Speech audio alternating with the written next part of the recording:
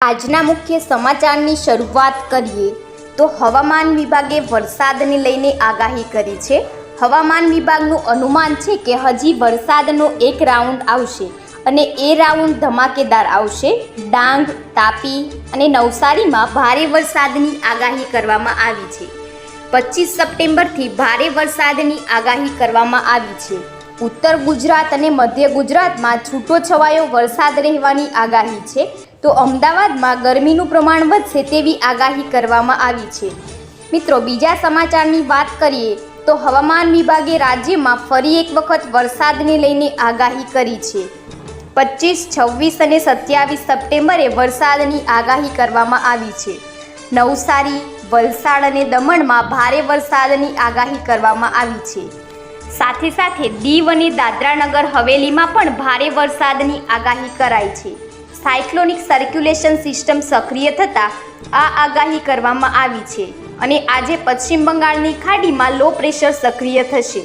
મિત્રો, બીજા મુખ્ય સમાચારની વાત કરીએ તો સોનાના વાયદા ભાવની શરૂઆત આજે તેજીની સાથે થઈ છે। મલ્ટી કોમોડિટી એક્સચેન્જ પર સોનાનો બેચમાર્ક ઓક્ટોબર કોન્ટ્રાક્ટ આજે 165 રૂપિયાની તેજીની સાથે 74,205 રૂપિયાના ભાવ પર ખુલ્યો છે। આ ટ્રેડમાં 240 રૂપિયાના વધારા સાથે 74,280 રૂપિયાના ભાવ પર કારોબાર કરી રહ્યો હતો। આ સમયે આને 74,306 રૂપિયાના ભાવ પર દિવસના ઉચ્ચ અને 74,205 રૂપિયાના દિવસના નીચલા સ્તરને સ્પર્શ કર્યો હતો। સોનાના વાયદા ભાવે આ વર્ષે 74,471 રૂપિયાના ભાવ પર ઓલ ટાઈમ હાઈ સપાટી વટાવી હતી। મિત્રો, બીજા મુખ્ય સમાચારની વાત કરીએ તો રાજ્યમાં હવે વરસાદે વિરામ લીધો છે, તો બીજી તરફ રાજ્યના અનેક વિસ્તારમાં પાણીજન્ય રોગચાળાએ માજા મૂકી છે અને ઘરે ઘરે બીમારીના ખાટલા જોવા મળી રહ્યા છે। વાયરલ ઇન્ફેક્શનના કેસોમાં પણ સતત વધારો થઈ રહ્યો છે। ત્યારે મિત્રો, અમદાવાદ શહેરમાં પણ રોગચાળો વકર્યો છે અને ચાલુ માસમાં જ ડેન્ગ્યુના અધધ 394 કેસ નોંધાયા છે। મેલેરિયાના 79 કેસ અને ટાઇફોઇડના 404 કેસ શહેરમાં નોંધાયેલા છે। બીજી તરફ કમળાના 342 કેસ, ઝાડા ઉલટીના 351 કેસ નોંધાયા છે, જેને લઈને આરોગ્ય તંત્ર પણ હરકતમાં આવ્યું છે અને બેક્ટેરિયલ તપાસ માટે 4,301 પાણીના નમૂના લીધા છે અને લીધેલા નમૂનામાંથી 87 નમૂના ફાઇલ થયા છે।